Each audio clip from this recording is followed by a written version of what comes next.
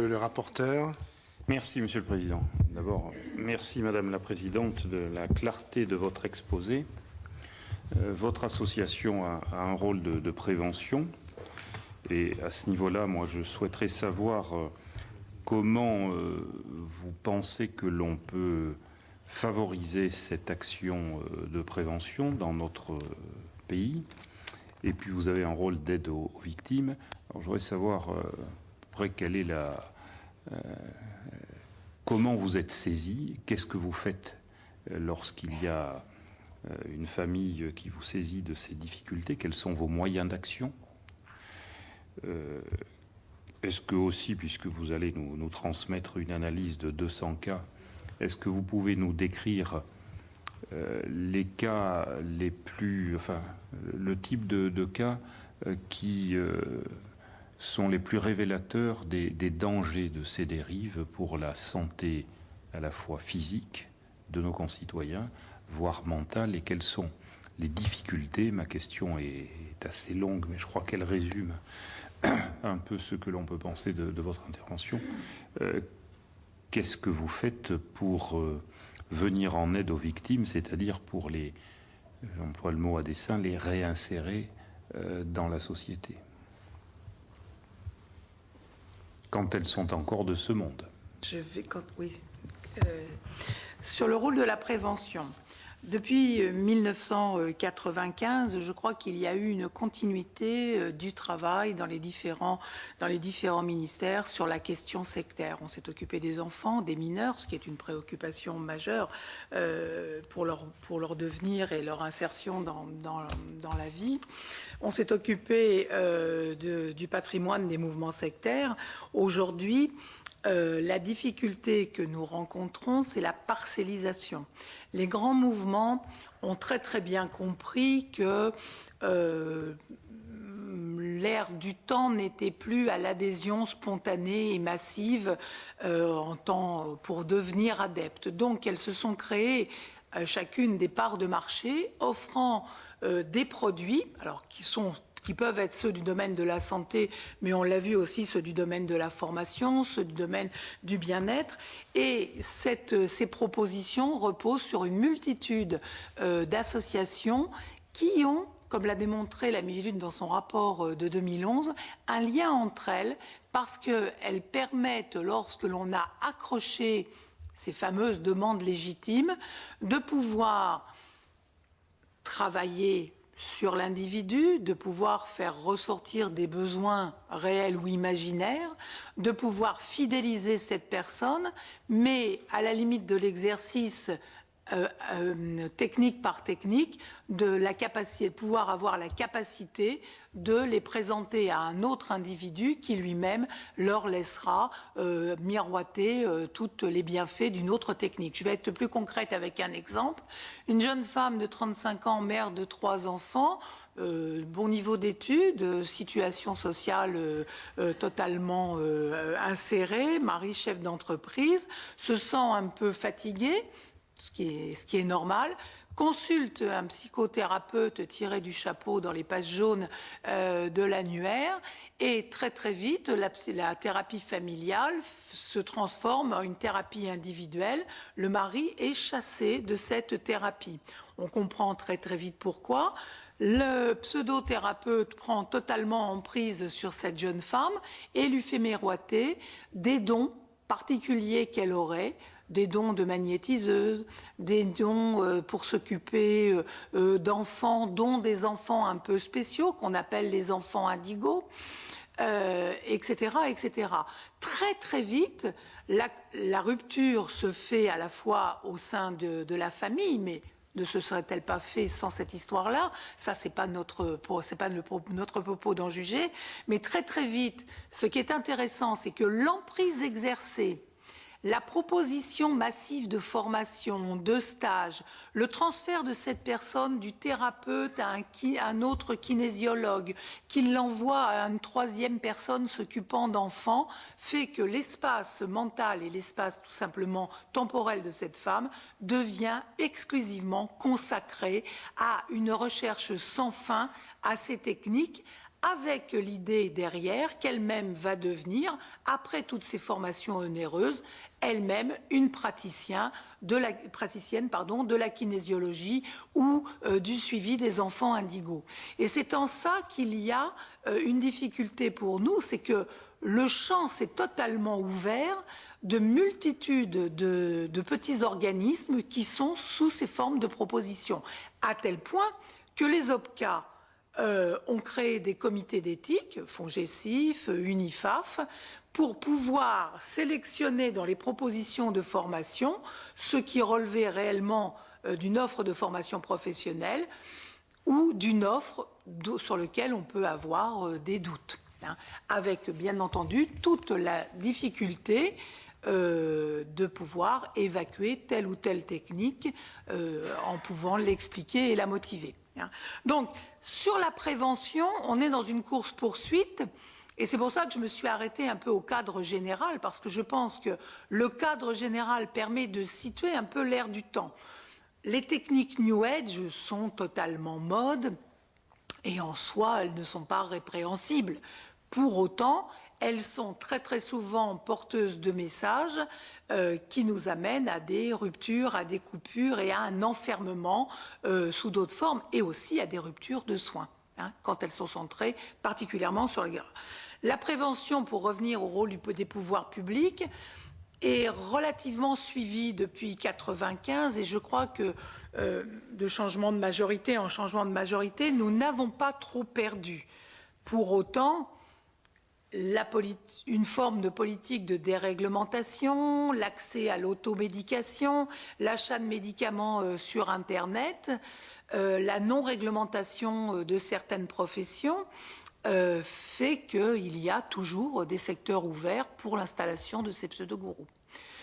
Je ne sais pas si sur la prévention cela répond, la difficulté est grande et nous ne pouvons pas avoir un listing complet de tout ce qui se construit, mais aussi du nombre de structures qui seront totalement marginalisées par la suite. Sur l'aide aux victimes, les ADFI, qui sur l'ensemble du territoire reçoivent des victimes, sont souvent confrontés à 4 types de victimes. Enfin, souvent 3, puisqu'il y en a une que l'on ne voit pas. Il y a les personnes qui ont pris des contacts avec un groupe de soutien sur l'alcoolisme ou avec une psychothérapeute qui travaille sur l'anorexie et qui très vite s'aperçoivent qu'il y a une relation qui n'est pas une relation saine ou telle qu'elle l'imaginait. Alors, elle peut être objective ou elle peut être subjective. Donc ces personnes-là arrêtent assez rapidement, considèrent qu'elles ont été victimes d'une escroquerie et passent leur chemin et se reconstruisent parce que certainement peut-être un peu moins vulnérables ou fragilisées que d'autres. Le deuxième type de victimes auxquelles on a affaire sont les victimes qui ont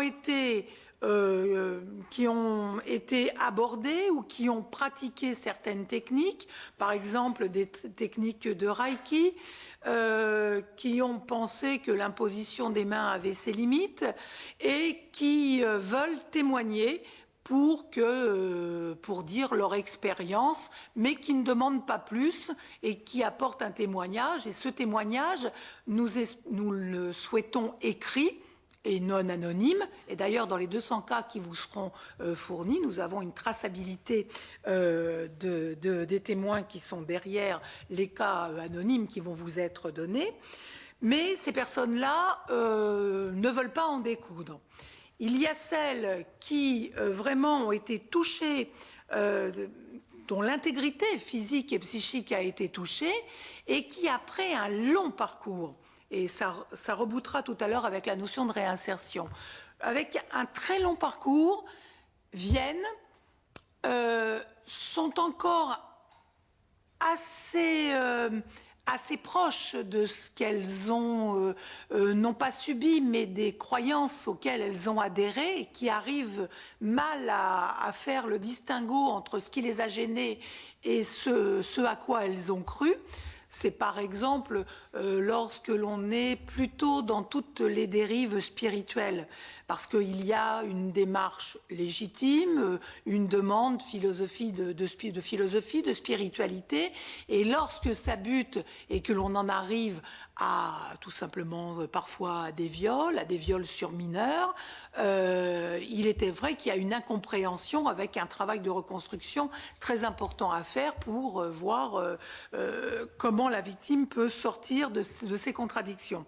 Ces victimes-là, très très souvent, ne peuvent avoir réparation parce que les délais de prescription sont dépassés.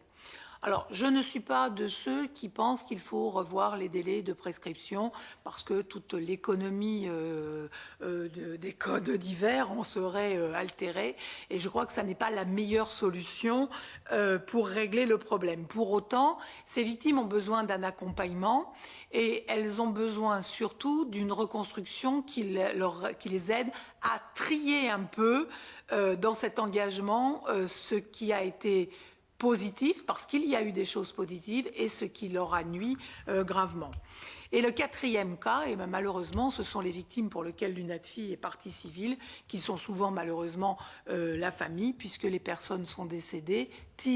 C'est le cas que nous avons malheureusement le plus dramatique, un des cas dramatiques, le cas de cet enfant de 16 mois qui est mort de faim, suite à un régime végétalien et qui pesait 4 kilos à 16 mois et dont les parents étaient professeurs de kinésiologie.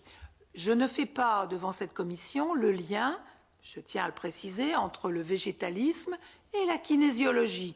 Je dis simplement que ces gens étaient professeurs de kinésiologie et pratiquaient, comme beaucoup de ces pseudo nouveaux praticiens, pratiquaient des régimes très stricts, très carencés souvent aussi, la preuve,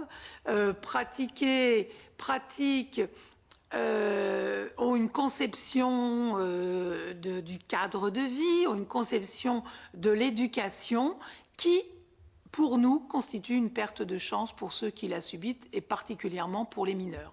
On ne peut pas penser que, par exemple, le refus de la transfusion sanguine est un gain positif pour un individu, sachant que les structures qui le pratiquent se gardent bien de préciser les risques potentiels et souvent retirent les personnes des établissements publics pour les emmener soit dans d'autres pays, soit dans des établissements plus complaisants qui vont les aider à mourir tranquillement d'une leucémie sans jamais être transfusés. Donc cette aide aux victimes, vous voyez, elle est extrêmement diverse. Sur les moyens d'action, si j'ai pris ici à l'UNADFI, nous avons, parce que ce travail est le fruit du bureau et du travail de la documentation, nous avons pris le parti d'expliquer en quoi les caractères sectaires étaient vraiment très très liés et en quoi la santé était très très importante dans les organisations à caractère sectaire. C'est que les moyens d'action, ils sont assez limités dans les faits. L'accueil de la victime est important, alors avec un suivi qui est un suivi assez professionnel. La capacité à redonner à une personne son sens critique et surtout son autonomie de choix. Veut-elle rester en justice? Veut-elle contacter un psychologue? Alors là, on est très très prudent parce que souvent les expériences qui viennent de passer n'encouragent pas les personnes à reproduire le même modèle. Et nous gardons bien de conseiller, sauf quelques spécialistes que vous rencontrerez certainement, qui sont des aides précieuses dans ce cas-là. Donc, tout le travail, c'est un travail d'accompagnement au sens propre pour aider la personne à retrouver son autonomie. Maintenant, quand il y a un lien direct avec un charlatan, avec un médecin que l'on pense exercer illégalement la médecine, Nous avons la capacité à l'UNADFI, parce que nous sommes inclus dans un grand nombre de groupes de travail des pouvoirs publics, de pouvoir saisir, comme tout citoyen, le procureur de la République. Et très très souvent, concernant particulièrement les mineurs, dans ces cas-là, les ADFI font des signalements directs au procureur de la République, se rapprochent directement du conseiller à l'ordre des médecins quand il y en a un et quand il est instruit du phénomène sectaire. Mais il y a beaucoup de progrès, particulièrement avec les kinésithérapeutes aussi, qui ont très très vite senti le danger de tout ce qui était la fasciathérapie, la kinésiologie, pratiquée parfois par les leurs, mais dans un cadre où l'on peut penser quand même que le niveau antérieur d'études n'est pas réduit à une centaine d'heures bradées dans un institut fantaisiste autoproclamé. Donc voilà, sur les moyens d'action, je répondrai très modestement qu'ils sont limités pour la part de ce qu'une association est limitée à la capacité d'action d'une association aussi, et que nous avons des relais qui sont les relais classiques publics pour nous aider. Sur la réinsertion, dans le domaine de la santé, la réinsertion est peut-être le sujet qui est le moins prégnant. Un groupe de travail a été mis en place en juin à l'initiative de la mission interministérielle, où nous sommes convenus qu'il n'était pas nécessaire d'avoir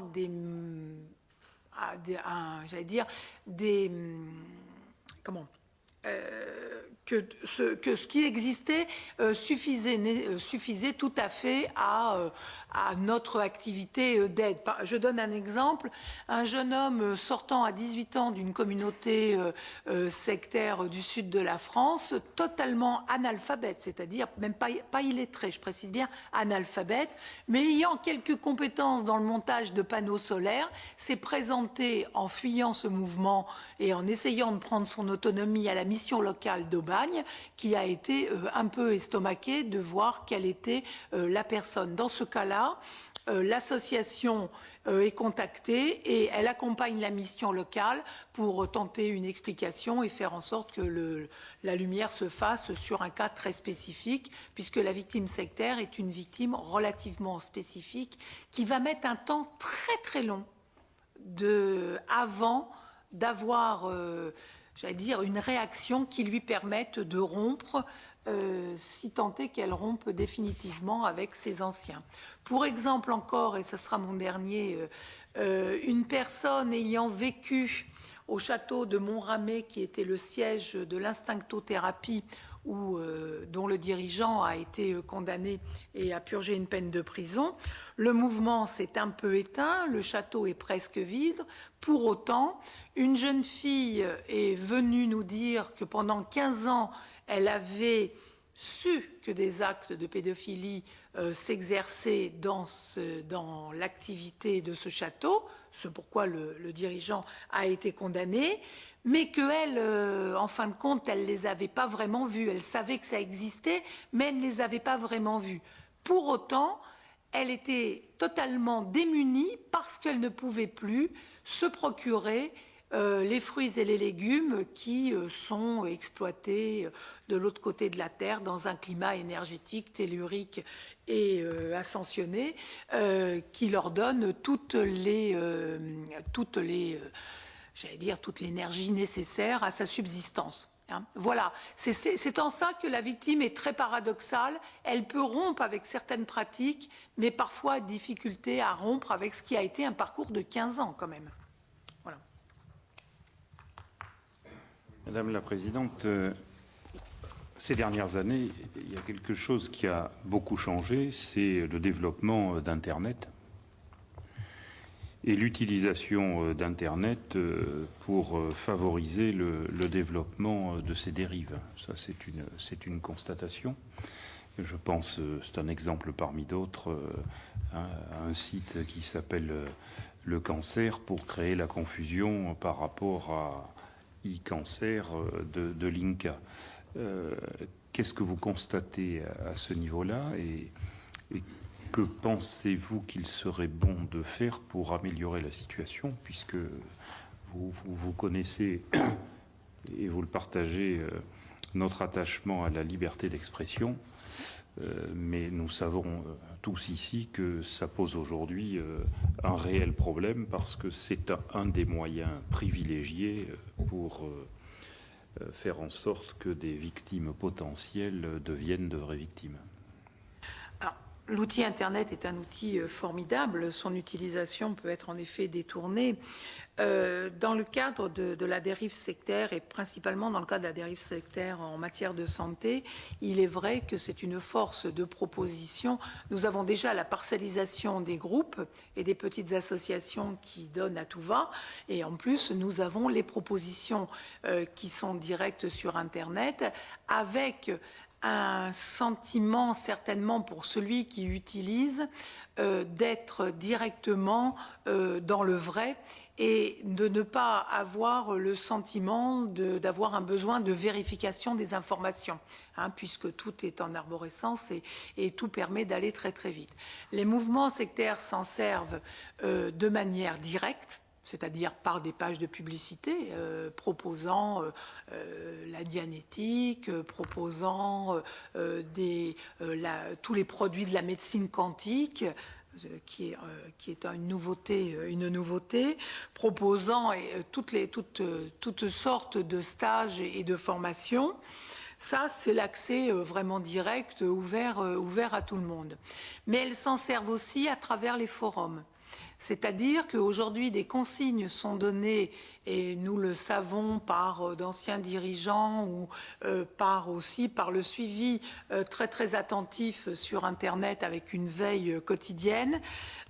Certains dirigeants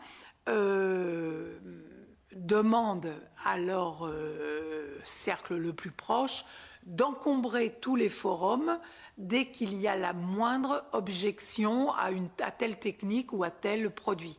Donc de ce fait, il n'y a plus d'autorisation à pouvoir douter et très très vite on voit s'abattre sur les forums un tel qui a pratiqué ça, qui en est très content, machin qui est allé en Belgique, truc qui va en Suisse mais qui pratique et en plus qui donne d'autres indications pour d'autres techniques et la notion de réseau reprend sous cette forme permettant aux patients de consommer ceci, d'aller voir un tel et de pratiquer tel exercice avec un troisième.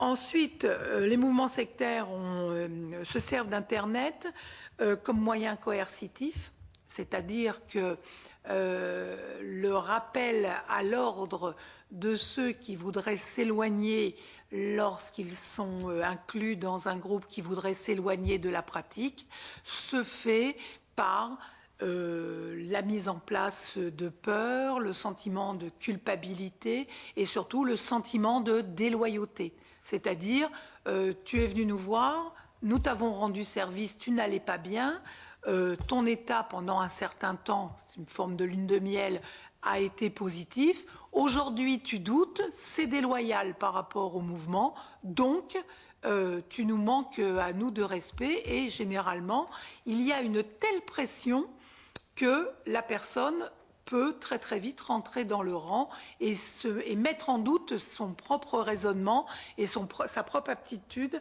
à décerner ce qui va et ce qui ne va pas. Et Internet joue un rôle très très fort puisqu'il y a un grand nombre de messages envoyés, de propositions et surtout la capacité à rassembler très très vite aussi des groupes à un endroit donné pour une séance de remise en forme de la pensée. Et ensuite, que dire sur le secte et Internet?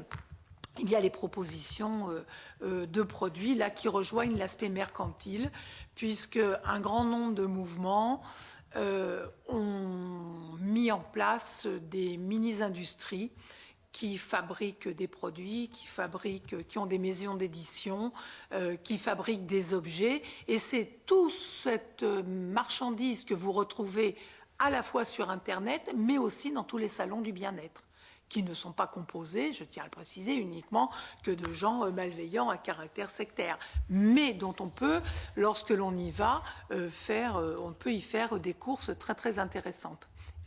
Voilà.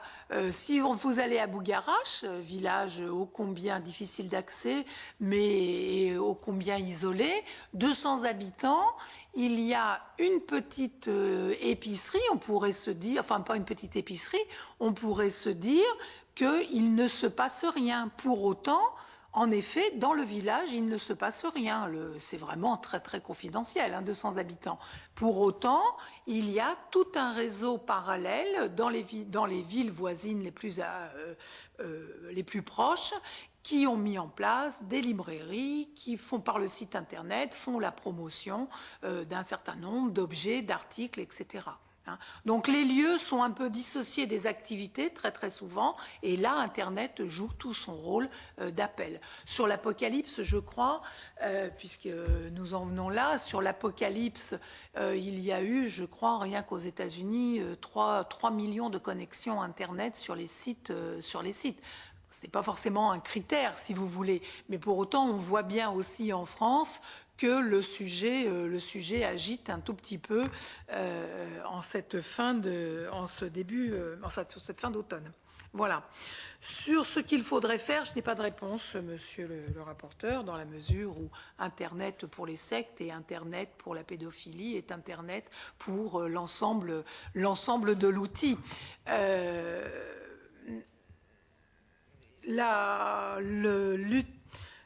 L'appel à la raison n'est pas non plus une réponse, parce que sinon ça se saurait. Donc on est dans un cadre de prévention auprès de jeunes adultes, en leur disant attention, quand vous allez taper sur des sites, sur les anges ou sur les extraterrestres, ce qui me semble tout à fait à peu près sain à un certain âge, vous avez des bandes publicitaires qui sont achetées par certains mouvements et qui très très vite vous emmènent à l'intérieur des sites de ces mouvements concernés. Là, je crois que là, on est dans le domaine de l'éducation pour les jeunes ados, enfin, ou les plus vieux ados. Et pour les adultes, malheureusement, je n'ai pas de réponse performante. Oui, d'ailleurs, quand la date fixée pour l'Apocalypse sera terminée, ça ne réglera pas forcément le problème par rapport aux explications qui seront données. Mais ça, c'est voilà.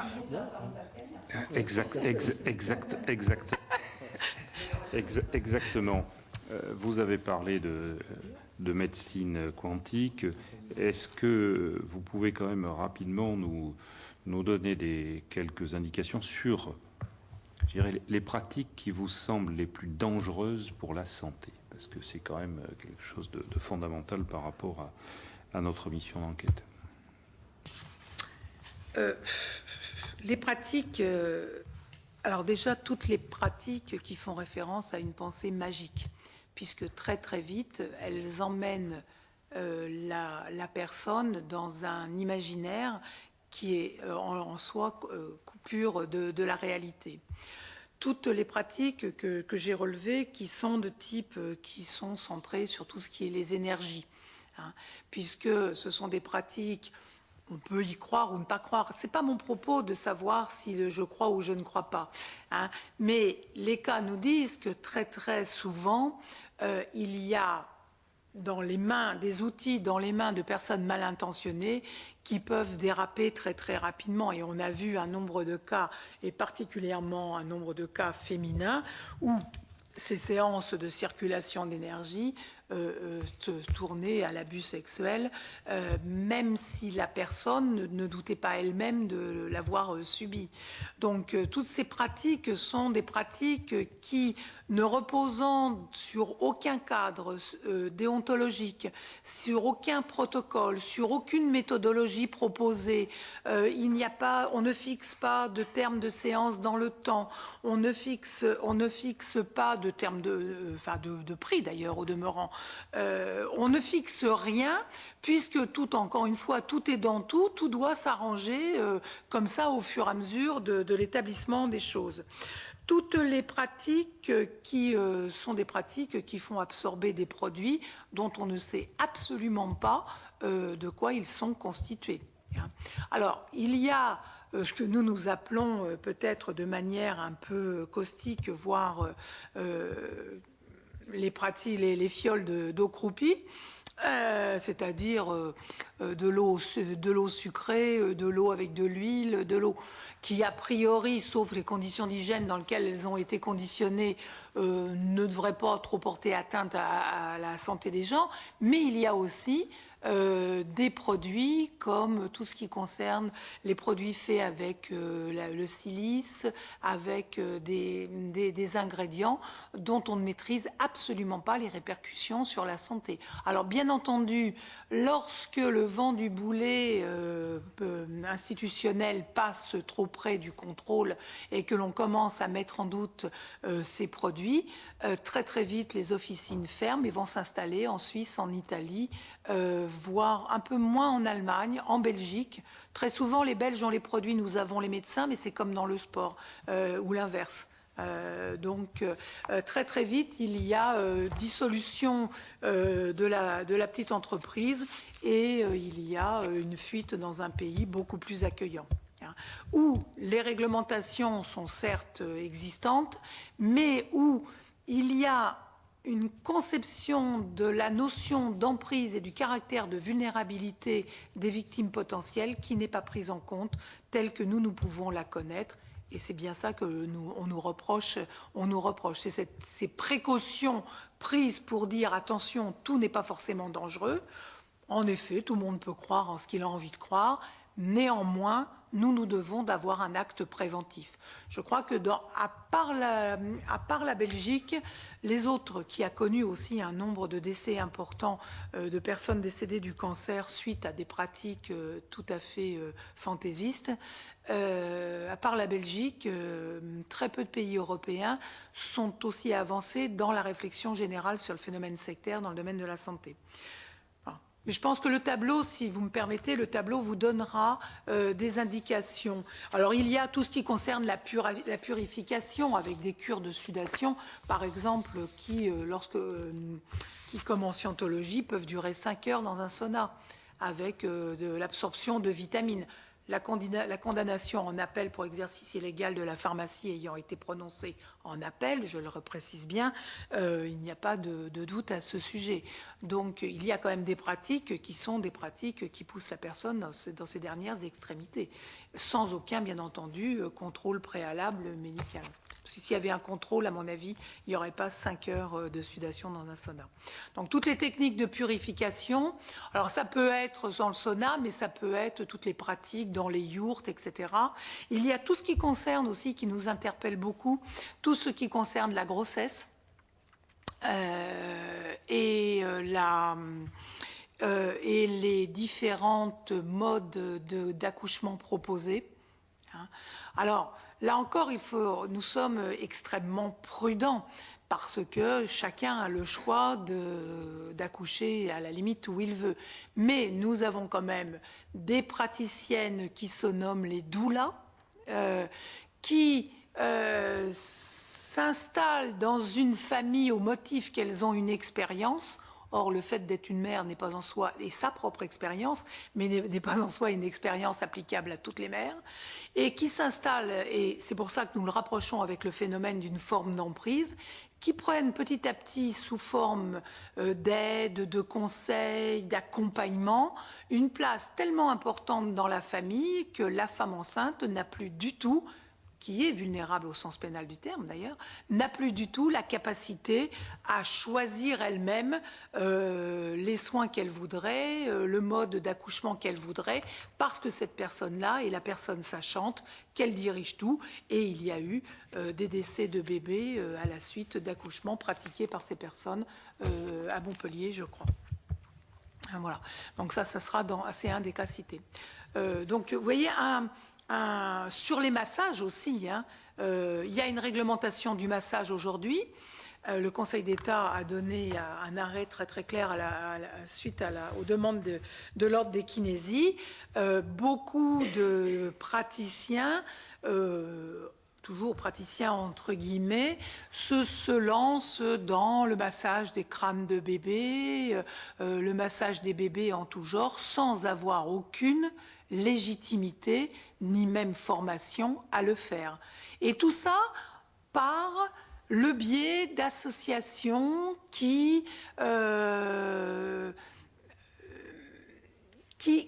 appâtent les futures mamans ou les jeunes mamans par un aspect un peu d'une philosophie de la vie naturelle.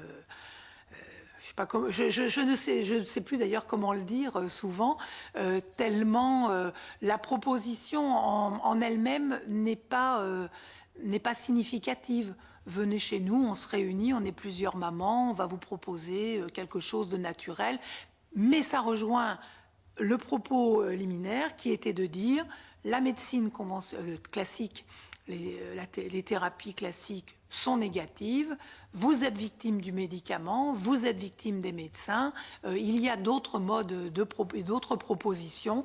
Nous pouvons, au nom, je ne sais pas si idéologie est peut-être un peu fort, au nom d'une philosophie de la vie, vous les proposer, et à partir de là, c'est le même enchaînement que précédemment cité. Question, bon, vous faites l'objet quand même d'un certain nombre d'attaques. Bon. Oui. Alors par rapport à cela, quelles sont les réactions que vous inspirent ces attaques? Vous êtes qualifié de secte anti-secte. Enfin, bon. Le nerf de la guerre étant l'argent, il y a depuis bien longtemps les grosses organisations qui comptent leur chiffre d'affaires en milliards d'euros ont bien compris que l'attaque par le biais judiciaire était ce qui nous coûtait le plus cher, donc qui à terme pouvait altérer le fonctionnement de l'association. Je tiens quand même à dire qu'en 5 ans, l'UNAFI a perdu 300 000 € de subventions quand même, hein, a été obligé de licencier, ce qui altère un peu aussi sa capacité à réagir et à être inventive. Mais c'est un autre débat. Ces attaques, elles sont aujourd'hui des attaques en diffamation sur le site, sur des écrits sur le site, des écrits, des témoignages qui paraissent dans la revue, des demandes de droit de réponse que nous ne pouvons pas refuser.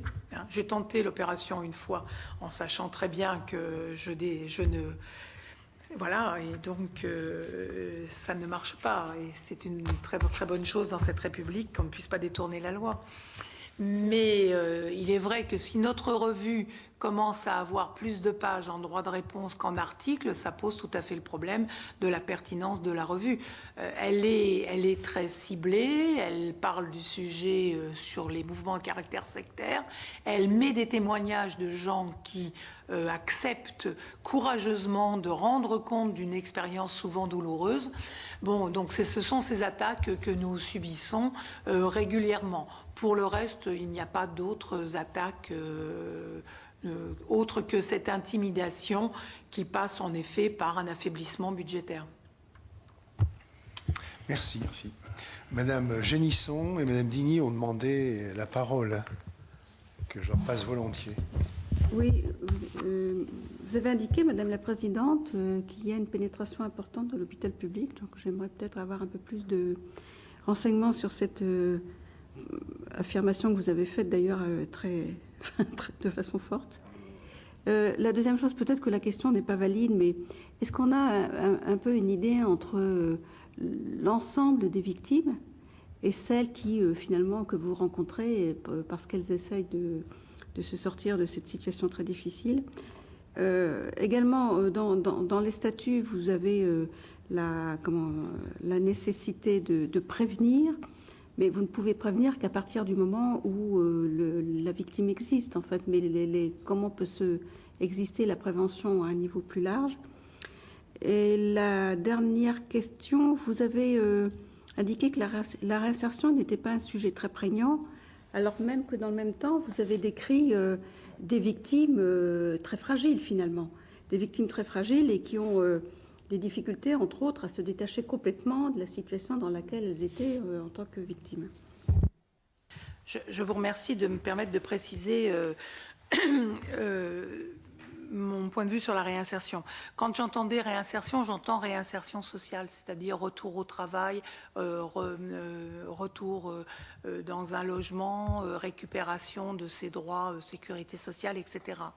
Aujourd'hui, cette notion de réinsertion telle que je viens de la décrire sur les droits, la récupération des droits fondamentaux est moins présente parce qu'il y a beaucoup moins d'adeptes qui sortent de mouvements fermés où ils ont été, j'allais dire, coupés, type la secte Moon, coupés pendant très longtemps à l'étranger de la réalité française. C'est-à-dire les adeptes de la secte Moon qui sont pour beaucoup des adeptes de la 3e génération.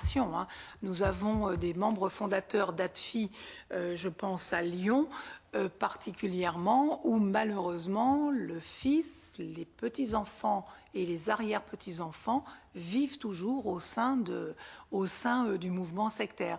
Ces gens-là étaient coupés de la réalité et de leurs droits parce qu'ils étaient envoyés en Corée, en Australie, avec une forte intention de prosélytisme. Quand ils revenaient, c'était une catastrophe parce qu'il y avait un vide total. La deuxième type de réinsertion est en effet plus psychologique, c'est-à-dire des personnes qui, pendant 5 ans, 6 ans, c'est à peu près le moment de la rupture avec une pratique ou des méthodes, ont été totalement sous influence et sous contrôle d'une personne qui a guidé leur choix de vie, leur sexualité, leur choix d'alimentation, leurs soins. Cette réinsertion-là ne peut être confiée qu'à des professionnels. Encore faut-il que la personne le désire et en exprime le souhait. Il n'est pas de l'ordre d'une association de pousser, si vous voulez, vers cette solution-là si la personne ne le conçoit pas. C'est un travail très délicat et parfois d'ailleurs ce n'est pas forcément vers un travail pertinent. Très très souvent, l'encadrement de bénévoles, la remise à plat d'un certain nombre de vocabulaires, la remise à plat d'un certain nombre de réalités expliquées par des bénévoles qui sont, j'allais dire, eux-mêmes inscrits dans la vie courante, suffit et permet de faire été à ces personnes-là qui se recalent petit à petit. Après, autant de victimes, autant de situations particulières. Alors, il nous arrive d'avoir recours, quand je disais qu'il n'y avait pas besoin de lignes spéciales réinsertion sortant de secte, pour la bonne raison que le réseau des associations, les partenariats locaux avec les élus, etc., font que à une solution de logement, à une solution de foyer, à une solution de suivi en mission locale, il y a toujours la capacité pour des associations qui ont 30 ans d'expérience d'avoir un relais local pour pouvoir les aider. Et en ça, les conseils généraux sont très très présents et les élus municipaux aussi, parce que c'est eux qui répondent. Mais un peu comme, c'est pour ça que je ne dis qu'il n'y a pas besoin de nécessité, un peu comme dans la vie quotidienne. Par contre, l'accompagnement, lui, a besoin, même auprès de ces personnes qui vont aider à fournir un logement, a besoin d'être très présent parce qu'il faut expliquer la spécificité de la demande. Alors, je conçois que les femmes battues, je conçois que toutes les victimes ont des demandes spécifiques. Notre rôle à nous est d'expliquer la spécificité sectaire. Sur l'hôpital public et sur l'université. Aujourd'hui, les universités, afin de rentabiliser leur fonctionnement, ont créé un certain nombre de diplômes universitaires. Certains sont tout à fait pertinents, d'autres approchent des contextes un peu fantaisistes qui ont été cités parallèlement.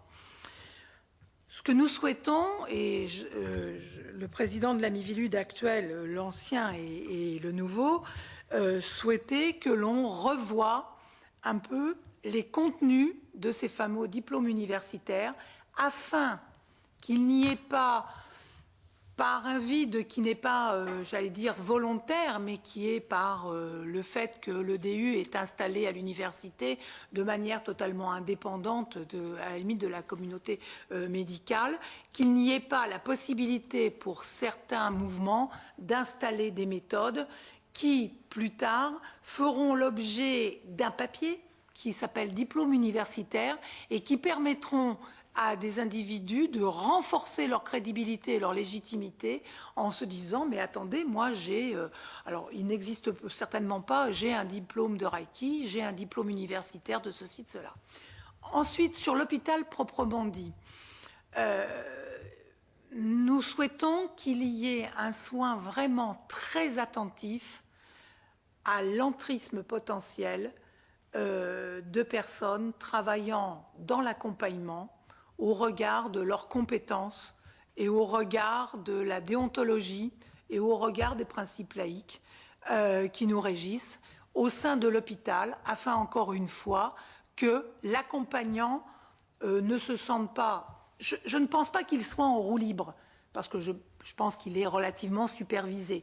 Pour autant, par le biais de la formation du personnel, par le biais de ces accompagnements dans certains services où les personnes sont particulièrement vulnérables, on a tout de même des témoignages qui nous indiquent que les personnes références qui sont là ne sont pas des personnes de qualité et surtout n'ont pas la compétence requise pour pratiquer ces types d'accompagnement. Voilà, si c'est plus précis et moins carré. Madame Dini. Ça rentre dans l'ordre de la prévention que l'on souhaite. Madame la Présidente, ma question concerne les questions d'accouchement. Est-ce que vous savez si ça concerne tout le monde ou si vous détectez des pratiques de cet ordre à la suite de certaines habitudes culturelles? En clair, est-ce que c'est plus fréquent dans les milieux originaires d'Afrique ou est-ce que ça concerne tout le monde? Ma question n'est pas... voilà. Me semble-t-il, je n'avais pas réfléchi sous cet angle-là. Les propositions qui sont vraiment de type New Age, je rappelle, le retour à la nature, au bien-être, etc., me semble-t-il, touchent plus...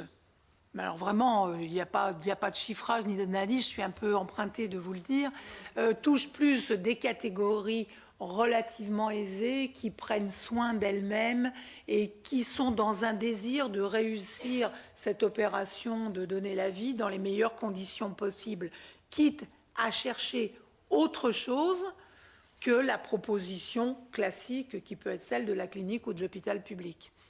Voilà, je crois que ça, c'est plus ça. Par rapport à la dimension ethnique, je ne crois pas que c'est sur à ma connaissance, sur ce secteur-là, qu'il y a le plus d'entrisme, parce que la notion peut-être de communauté et d'entourage des femmes africaines est certainement plus entourante, plus familiale et en effet peut-être plus culturelle, mais avec des pratiques qui ne relèvent pas de la pratique sectaire. Par contre, sur tout ce qui est les dérives évangéliques déviantes, je précise bien, il y a les évangéliques de type classique reconnus et il y a, comme dans toute collectivité, des branches déviantes. Dans ces branches déviantes, il peut y avoir, alors même sur ce sujet-là, des propositions de guérison totalement fantaisistes, puisqu'on en est aux soins par imposition des mains et surtout par injonction de rupture avec le système médical classique. Donc il y a aussi un danger potentiel. Merci. Je vais vous poser, moi, 2 petites questions. C'est juste pour vous permettre d'aller jusqu'au bout et compléter la question du rapporteur. D'abord, est-ce que vous êtes affilié à une association internationale qui pratiquerait le déprogramming?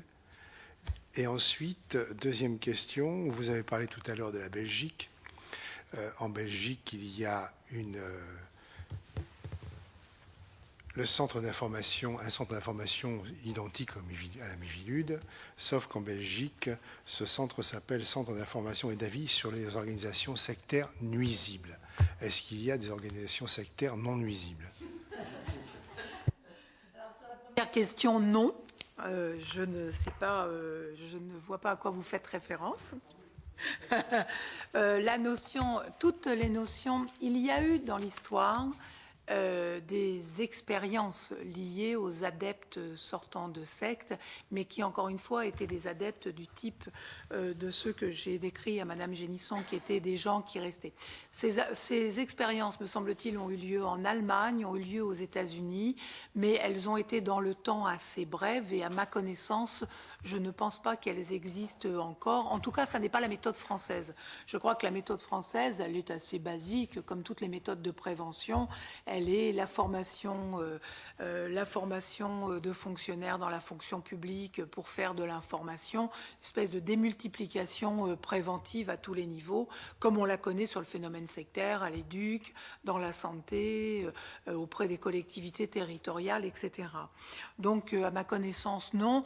Et nous sommes très, sur toutes les nouvelles méthodes qui peuvent être trouvées, nous sommes très regardants, voire distants, parce que chaque individu qui est une victime sectaire, sortant, ayant subi des traumatismes ou une aventure assez désagréable, a une réaction qui lui est personnelle, et c'est aux associations et aux capacités d'expertise de ces associations de trouver le meilleur moyen pour permettre à cette personne de reprendre pied. Donc il n'y a pas de choses collectives.